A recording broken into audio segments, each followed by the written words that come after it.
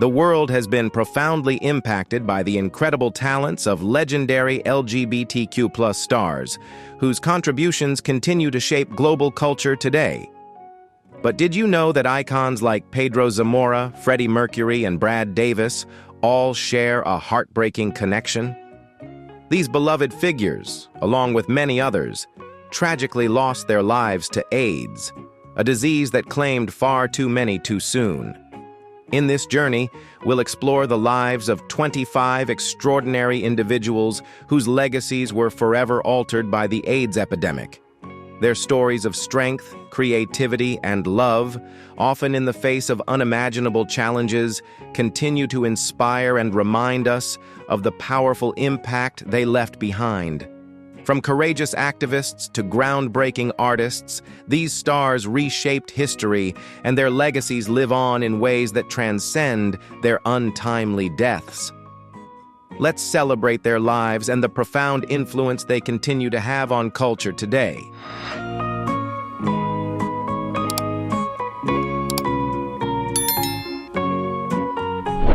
Freddie Mercury, the electrifying frontman of Queen, was more than just a legendary musician. He was a trailblazer who redefined rock music. Born in Zanzibar, his journey to fame was as vibrant and multifaceted as his dynamic stage persona. With a voice that spanned 4 octaves and an undeniable stage presence, he captivated audiences worldwide. Though he never publicly discussed his sexuality, those close to him knew him to be gay.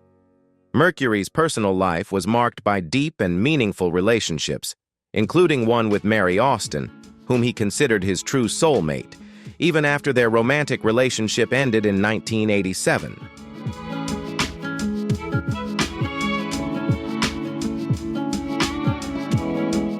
In 1991, Freddie Mercury was diagnosed with HIV, a battle he chose to keep private, while continuing to create music and live life on his own terms. His final years were spent with Jim Hutton, his devoted partner, a hairdresser who remained by his side until the very end. Despite his declining health, Mercury remained focused on his music, contributing to Queen's albums, including Innuendo, which was released in 1991.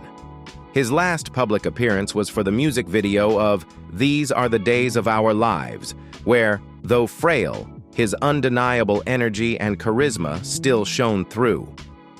On November 23, 1991, Mercury publicly revealed he had AIDS, and the following day, he passed away from complications of the disease.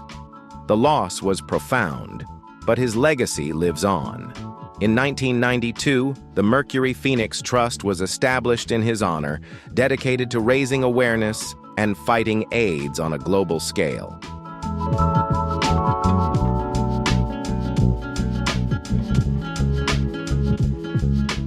Wade Dominguez was an up-and-coming talent in Hollywood, gaining attention for his combination of skill and serendipity.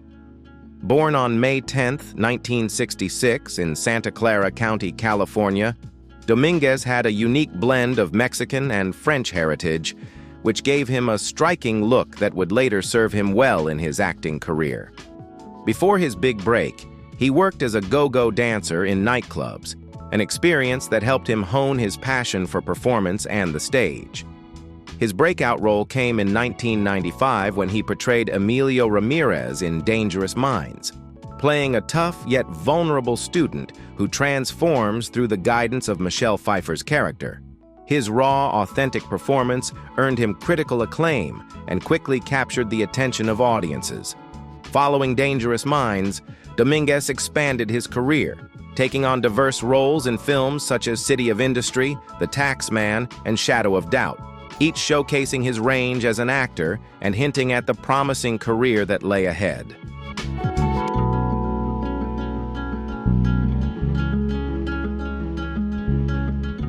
Behind the glitz and glamour of Hollywood, Wade Dominguez was privately battling AIDS, a struggle he chose to keep away from the public's eye. His diagnosis was kept under wraps, and he preferred to focus on his work rather than disclose his personal hardships. Tragically, on August 26, 1998, at the young age of 32, Dominguez passed away from respiratory failure due to AIDS-related complications. His death sent shockwaves through the industry, as his health had remained largely unknown. One of the most heart-wrenching moments in his final days came when his close friend and Dangerous Minds co-star, Elizabeth Berkley, visited him in the hospital. She brought him a cut of his last film, The Taxman, and as Dominguez watched himself on screen, deeply moved by his own performance, tears filled his eyes. He whispered softly, "I'm so good. I'm so good." It was a bittersweet affirmation of his immense talent and a poignant reminder of a life taken far too soon.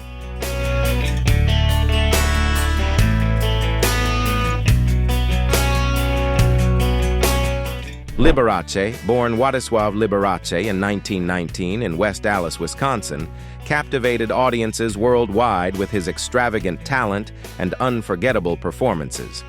Known as Mr. Showmanship, he became a beloved figure in entertainment for his over-the-top style, which set him apart from his peers.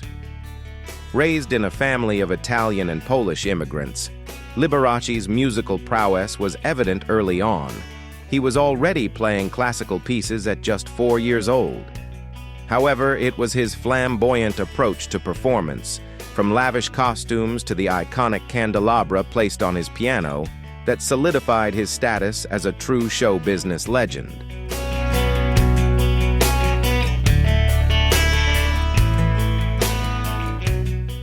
Liberace's career reached new heights in the 1950s with The Liberace Show, where he mesmerized audiences with his lavish performances, over-the-top costumes, and the signature candelabras adorning his piano. His larger-than-life presence, paired with his iconic slogan, "I don't play the piano, I play the show," became the hallmark of his unique style.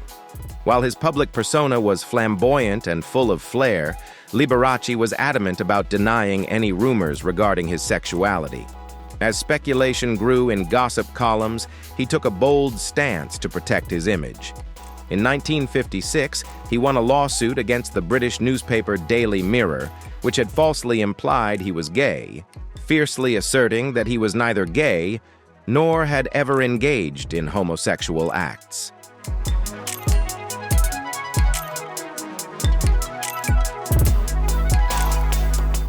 Behind the scenes, however, Liberace's private life told a different story. He had lived with Scott Thorson, his chauffeur and rumored lover, for 5 years. Their relationship eventually became a source of public drama when Thorson filed a highly publicized lawsuit in 1982, seeking $113 million in damages. The case was settled out of court for $95,000.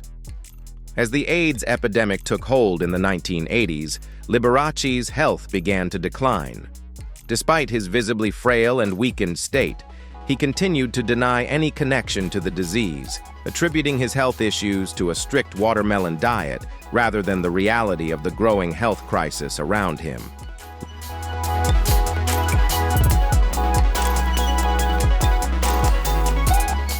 Liberace's final performance took place on November 2, 1986, at the iconic Radio City Music Hall in New York. Just a few months later, on February 4, 1987, he passed away at his Palm Springs home. Initially, his doctor attributed his death to heart failure, but the truth soon emerged. Following an autopsy, Riverside County coroner Dr. Raymond Sillo confirmed that Liberace's death was caused by pneumonia, a complication of AIDS, marking the tragic end to the life of one of showbiz's most flamboyant stars.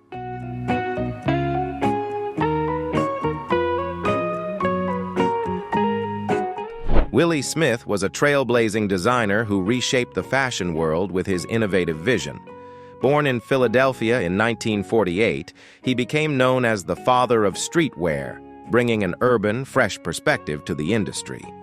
Smith's journey began at the prestigious Parsons School of Design, though his time there was cut short after being expelled due to a romantic relationship with a male student. Undeterred, he gained hands-on experience in various fashion roles before founding his own brand, Willie Wear, in 1976. His designs revolutionized fashion by blending the comfort of sportswear with the sophistication of high fashion, making style inclusive and accessible to all. Smith's groundbreaking approach aimed to break down the barriers of elite fashion, ensuring that everyone, regardless of background, could embrace his distinctive style.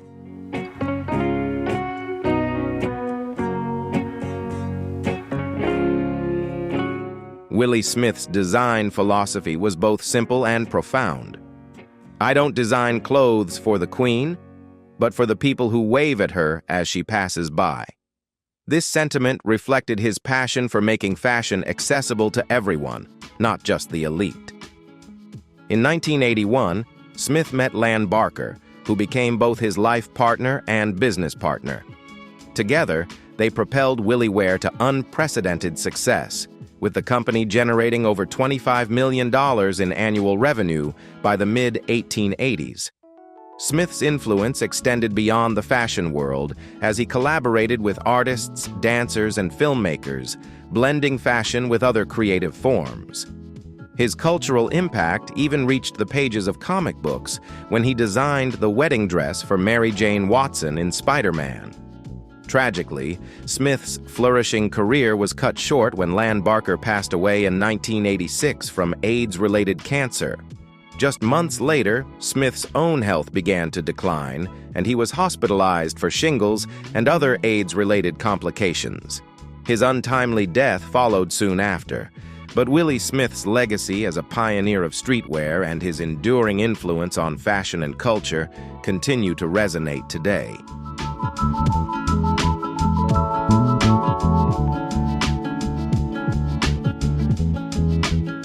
Willie Smith passed away on April 17, 1987, at the age of 39. While the cause of his death was widely believed to be AIDS-related, his company respected his wishes by keeping the details of his illness private. Smith's influence on the fashion world remains profound, particularly in the rise of modern streetwear, and his legacy lives on in the memories of those who knew him. Reflecting on his design philosophy and personal identity, Smith once said, "Being black has had a huge influence on me becoming a good designer. My eye will quickly notice what a well-dressed person is wearing over noticing someone in a gray suit and tie." This unique perspective, coupled with his groundbreaking contributions, continues to inspire and shape the fashion industry today.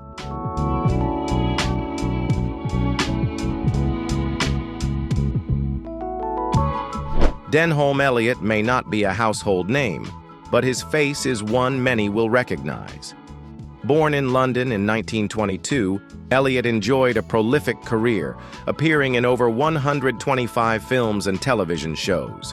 He was beloved for his ability to portray eccentric, endearing characters, bringing humor and warmth to every role with his impeccable timing and charm. Whether through a subtle raise of an eyebrow or a perfectly executed line, Elliott's performances left a lasting impression. His path to stardom, however, was anything but typical, with many twists and turns before he ultimately found his true calling on stage and screen.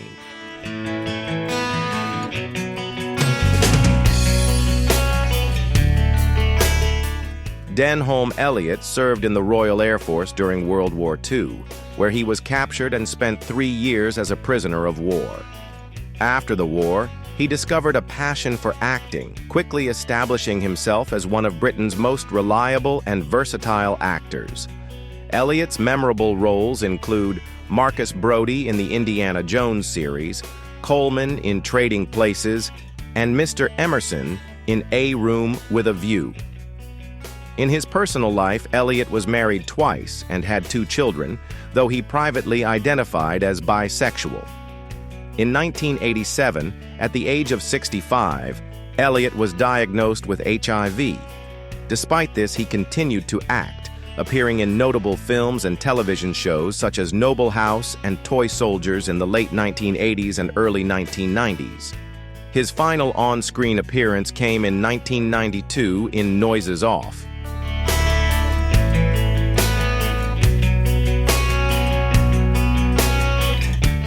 On October 6, 1992, Denholm Elliott passed away at the age of 70 at his home on the island of Ibiza, Spain, from tuberculosis related to AIDS. His death sent shockwaves through the British acting community, with colleagues and fans mourning the loss of a cherished and talented actor. Elliott's extensive body of work, marked by his ability to infuse charm, humor, and depth into every role, left an indelible mark on British cinema. To honor his legacy, the British Academy of Film and Television Arts, BAFTA, established the Denholm Elliott Award, presented annually to emerging actors. This award ensures that Elliott's influence continues to inspire the next generation of performers, preserving his memory and contributions to the arts for years to come.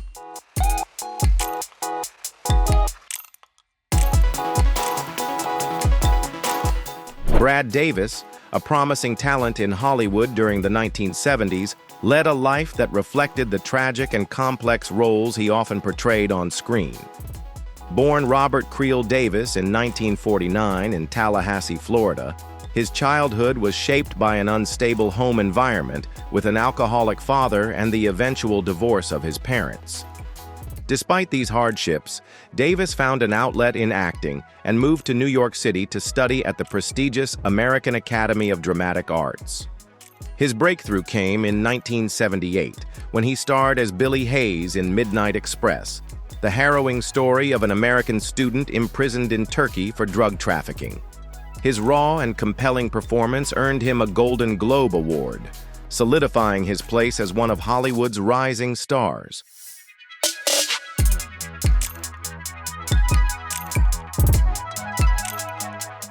Brad Davis continued to take on challenging roles that often explored difficult and controversial subjects. In The Boys in the Band, he portrayed a sailor wrestling with his sexual identity, a performance that contributed to his status as a gay icon. Despite his portrayal of complex characters on screen, Davis's personal life remained largely private.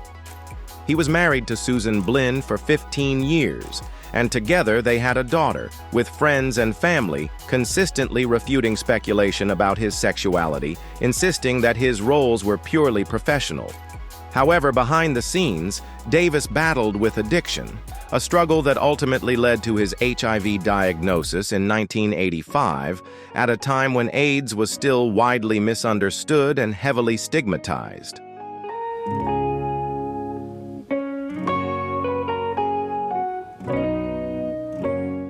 Brad Davis kept his HIV diagnosis a closely guarded secret for 6 years, sharing it only with a small circle of close friends. During this time, he continued to work in the entertainment industry, taking on roles in television and film while undergoing experimental treatments. However, as his health began to decline more rapidly, he made the difficult decision to end his life through assisted suicide, a choice he made to spare his family the trauma of watching his physical deterioration and to avoid the intense stigma that surrounded AIDS in the 1880s and early 1990s. Davis passed away on September 8, 1991, at the age of 41. After his death, his wife, Susan Blinn Davis, published a book that offered a poignant glimpse into his private battles during his final years, shedding light on the personal challenges he faced away from the public eye.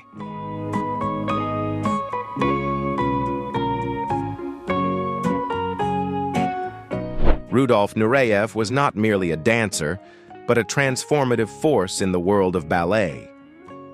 Born in 1938 on a Siberian train near Ufa, Russia, he endured a harsh and impoverished childhood. Despite these early hardships, his passion for dance emerged early on. At the age of 11, he joined a folk dance group, and later he was accepted into the prestigious Vaganova Ballet Academy in Leningrad, now St. Petersburg. Nureyev's extraordinary talent quickly set him apart, but it was his bold decision to defect from the Soviet Union in 1961 that truly marked the beginning of his international stardom, making headlines during the tense period of the Cold War.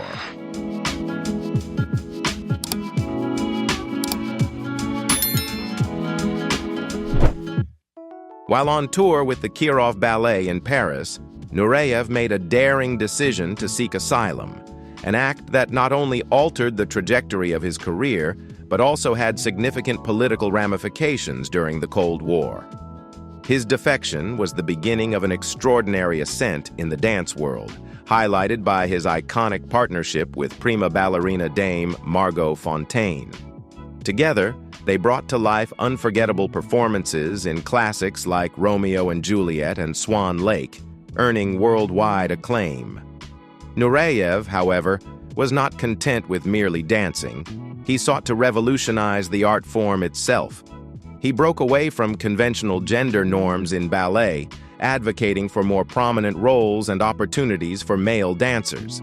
His fierce artistry and electrifying presence reinvigorated classical ballet, captivating a new generation of audiences and dancers alike.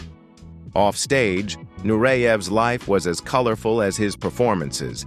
He embraced a luxurious lifestyle, developing a passion for collecting antiques and maintaining homes in several countries.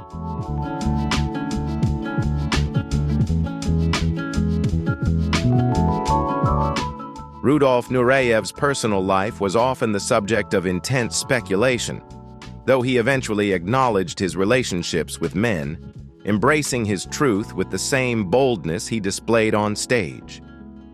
In 1983, he took on the role of director of the Paris Opera Ballet, where he continued to challenge conventions and nurture emerging talent.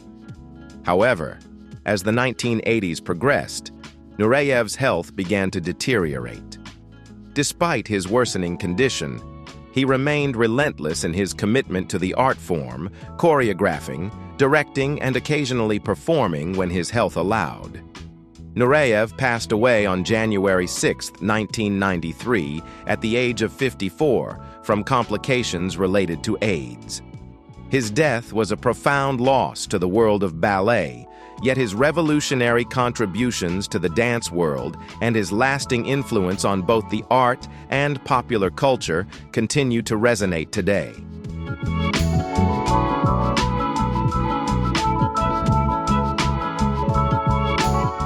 Robert Reed, best known for his iconic portrayal of Mike Brady in the beloved sitcom The Brady Bunch, led a life far more complex than the ideal father figure he portrayed on screen. Born John Robert Wrights Jr. in 1932, Reed's journey to fame was filled with unexpected turns, mirroring the ups and downs of the Brady family's fictional adventures. He began his career on the stage, refining his craft in numerous theatrical productions before making the move to Hollywood in the early 1960s. After several television roles, Reed secured the defining part of Mike Brady, the wise and compassionate father of the Brady household. Through his portrayal, he became a beloved figure, offering sage advice and fatherly guidance that resonated deeply with viewers across America.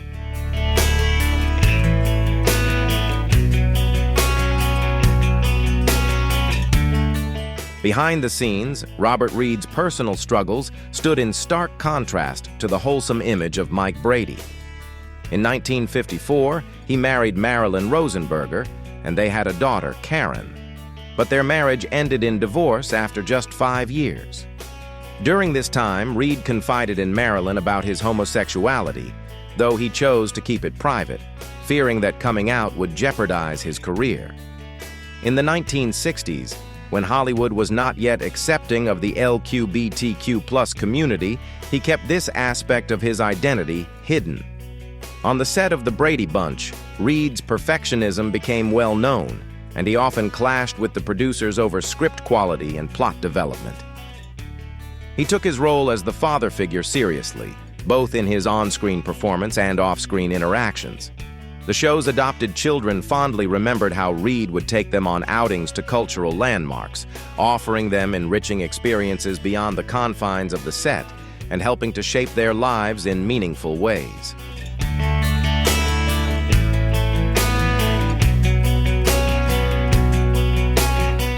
In 1991, Robert Reed received the heartbreaking diagnosis of colon cancer, but as he battled the illness, another shocking revelation came to light.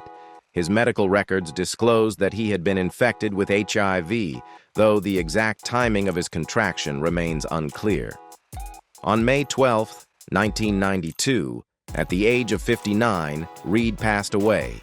While colon cancer was listed as the official cause of death, many believe that complications related to HIV played a significant role in his decline. His passing left a profound impact on both his fans and colleagues. Florence Henderson, who portrayed his on-screen wife Carol Brady, expressed with great emotion, "Bob was a family man, and we will all miss him." Reed's posthumous revelation of his HIV status sparked important conversations about the stigma and secrecy surrounding the LGBTQ+ community, especially in Hollywood during that era, highlighting the challenges faced by many who lived in silence.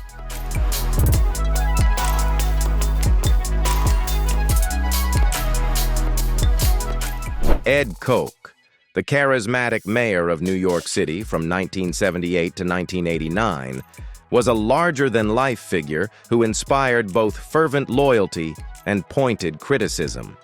Known for his trademark catchphrase, "How am I doing?" The Koch brought a distinct, energetic personality to City Hall that mirrored the bustling, ever-changing vibe of 1980s New York. Born in 1924 in the Bronx, his journey to becoming mayor was as dynamic and colorful as the city itself, shaped by his fierce ambition, sharp wit, and deep love for the people of New York.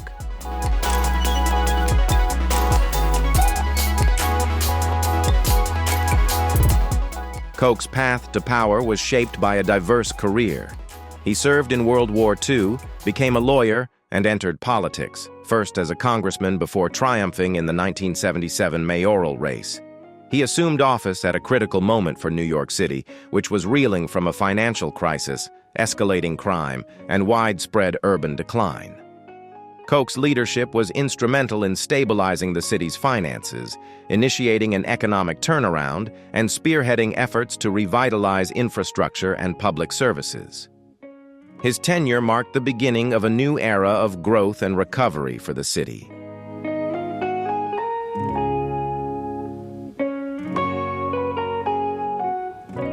One of the most contentious aspects of Ed Koch's legacy was his response to the AIDS crisis.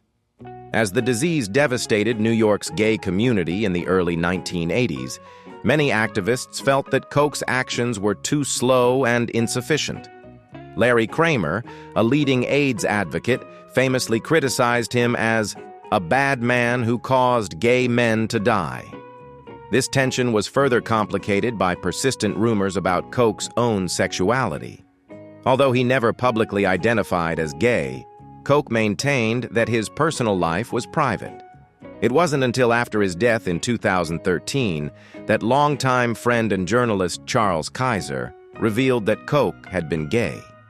Kaiser emphasized that Koch did not suffer from self-hatred, but belonged to a generation that refrained from discussing such matters openly. Despite these challenges, Koch's time in office was marked by significant achievements, especially in revitalizing the city's infrastructure, improving public safety, and stabilizing its finances.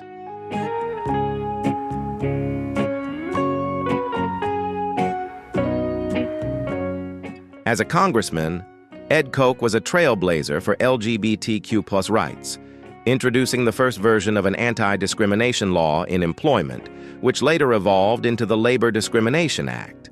During his time as mayor, he expanded these protections, enacting policies that prohibited discrimination against gay individuals in both employment and housing.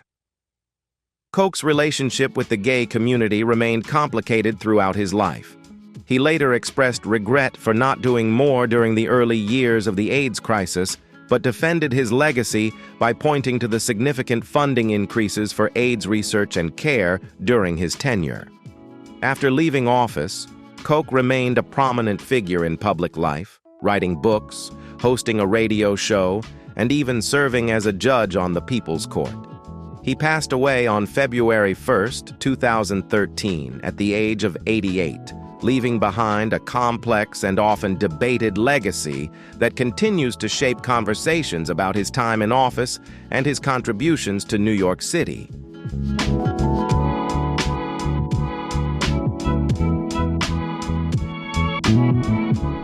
Roy Cohn, a highly polarizing figure, left an indelible mark on American politics in the mid-20th century. Born in 1927 into a wealthy Jewish family with influential political ties, Cohn first rose to national prominence as chief counsel during the McCarthy hearings in the 1950s. He was notorious for his aggressive tactics in prosecuting suspected communists, most infamously in the case of Julius and Ethel Rosenberg, whose execution he helped orchestrate.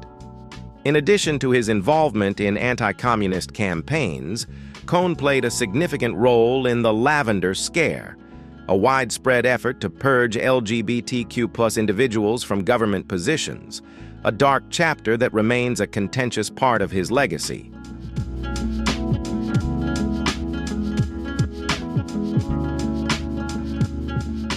Roy Cohn played a pivotal role in persuading President Eisenhower to enforce a ban on LGBTQ+ individuals working in the federal government, citing the argument that they could be vulnerable to blackmail and espionage.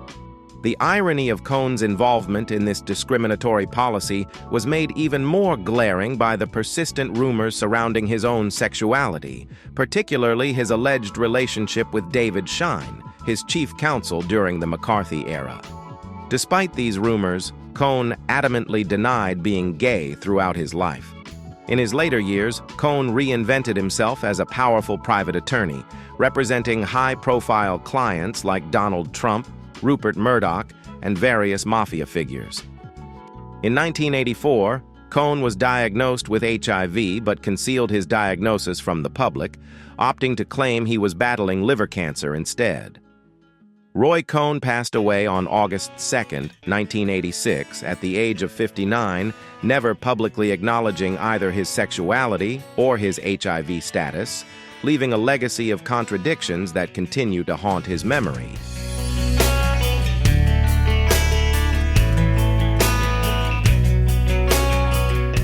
Rock Hudson, born Roy Harold Scherer Jr. in 1925, epitomized the golden age of Hollywood with his towering 6 feet 5 inches frame, handsome looks, and captivating screen presence. His journey from a small-town boy in Waukegan, Illinois, to becoming one of Hollywood's leading men is a classic tale of ambition and destiny. Hudson's rise to stardom took off in the 1950s with roles in films like Magnificent Obsession and All That Heaven Allows, where he gained a reputation for his ability to shine in both romantic comedies and dramatic performances. His role in Giant, starring alongside Elizabeth Taylor and James Dean, earned him an Academy Award nomination, solidifying his legacy as one of the most iconic figures in Hollywood.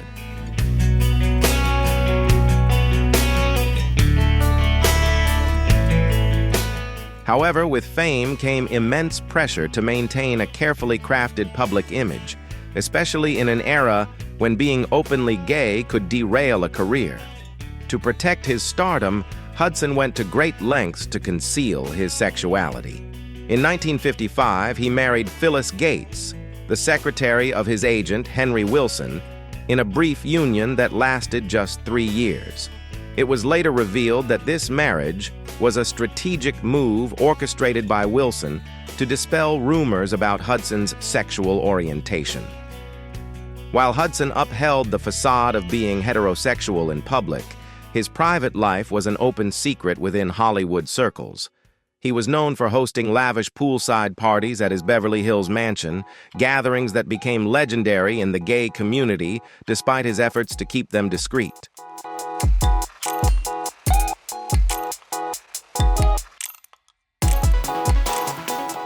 Hudson's career continued to thrive throughout the 1960s and 1970s, with a successful transition to television in the series McMillan and Wife, followed by a memorable role in Dynasty, which introduced him to a new generation of fans. However, his life took a tragic turn in 1984 when he was diagnosed with AIDS. Initially, Hudson kept his diagnosis private, but his deteriorating health became impossible to hide. In July 1985, during a press event for Dynasty, Hudson appeared visibly frail, sparking widespread speculation about his condition. On July 25, 1985, his representative confirmed the diagnosis, revealing to the world that Hudson had AIDS. This announcement sent shockwaves through Hollywood and the wider public, as Hudson became the first major celebrity to openly acknowledge his illness. His decision to reveal his battle with AIDS brought much-needed attention to the epidemic, helping to reduce the stigma surrounding it at a time when the disease was still largely misunderstood.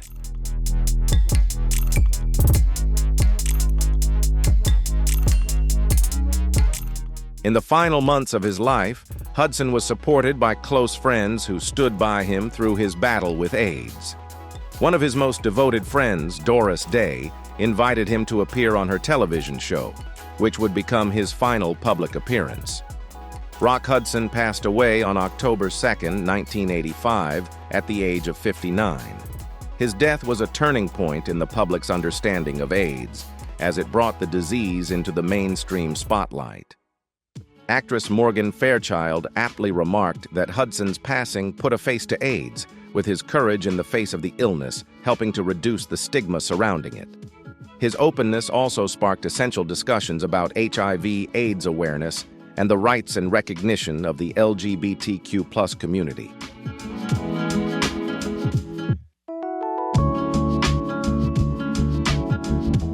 Keith Haring was more than just an artist. He became a cultural trailblazer whose impact endures to this day.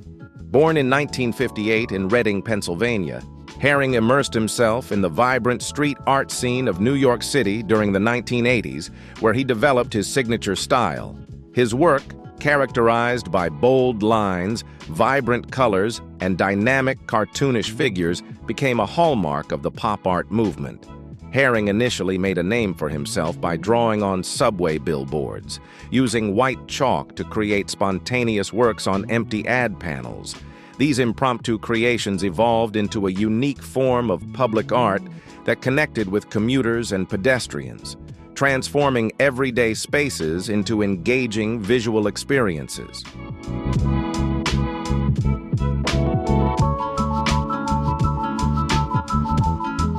As Keith Haring's influence expanded, he became a passionate advocate for social justice, especially gay rights, using his art as a platform to raise awareness about AIDS and other issues. His works frequently depicted same-sex couples and boldly challenged societal stigma and discrimination. In 1987, Haring was diagnosed with HIV, but rather than retreat, he poured his energy into activism, founding the Keith Haring Foundation to support AIDS-related causes and children's programs. Through his art and tireless advocacy, Haring became a symbol of resilience, using his voice to uplift marginalized communities and combat the AIDS crisis.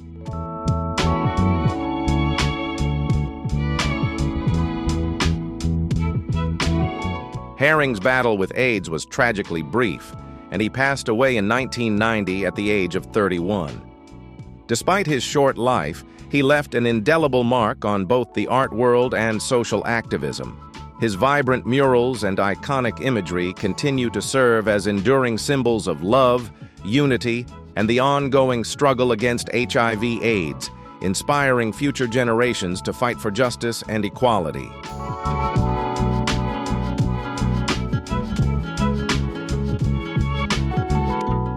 Thank you for watching.